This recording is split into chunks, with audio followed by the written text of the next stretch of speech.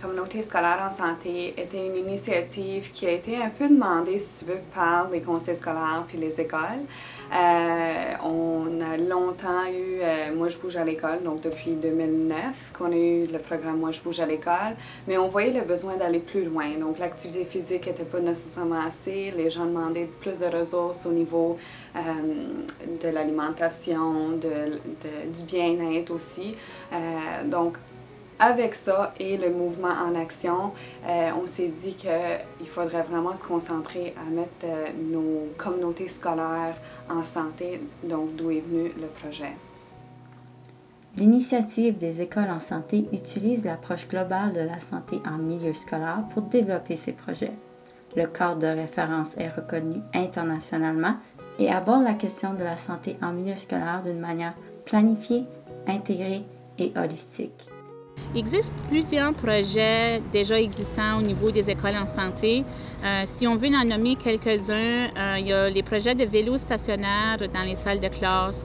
Ça peut aller aussi à des projets de jeunes animateurs de cours de récréation, puis des jeunes médiateurs de cours de récréation.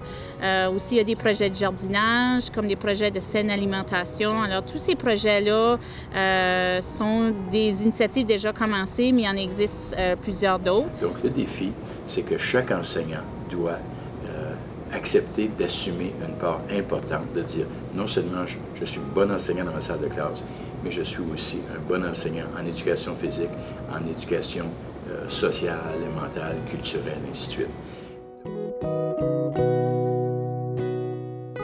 Plusieurs initiatives qui se font au niveau de la province. Là, ça, c'est vraiment juste une mise à jour des initiatives que la Fédération du sport a faites au niveau du wellness. Le comité provincial des écoles en santé permet de rencontrer différents intervenants. Ceux-ci discutent des priorités et des actions à entreprendre pour faire progresser la santé en milieu scolaire. La Fédération du sport a décidé, quand on a commencé le deuxième projet d'école en santé à l'échelle de la province, de mettre en place un comité provincial pour gérer ce projet. Parce qu'on ne voulait pas que les idées, que les résultats et que la promotion de ce projet viennent que de la Fédération du sport et de nos employés, mais que ce soit vraiment une approche plutôt communautaire, où ce que nos partenaires s'engagent, où ce que les conseils scolaires s'engagent dans une démarche plus long terme et qu'ils ont leur mot à dire, qu'ils participent activement dans la discussion puis dans les actions entreprises par non seulement la Fédération du sport, mais aussi par les écoles. Puis c'est vraiment un comité qui est aviseur, alors qui nous appuie dans les décisions qu'on fait au niveau des écoles en santé. À l'intérieur du comité provincial, on a fait une planification stratégique dont s'est donné 3 axes pour les 3 prochaines années. Les 3 axes d'intervention seraient au niveau de la création des politiques et procédures en santé, aussi la formation et l'éducation, et ainsi les mécanismes de collaboration, les équipes de santé à l'intérieur des écoles. Les recherches nous montrent que la santé et l'éducation sont reliées. Alors, c'est important qu'on travaille ensemble pour faire les changements dans les écoles.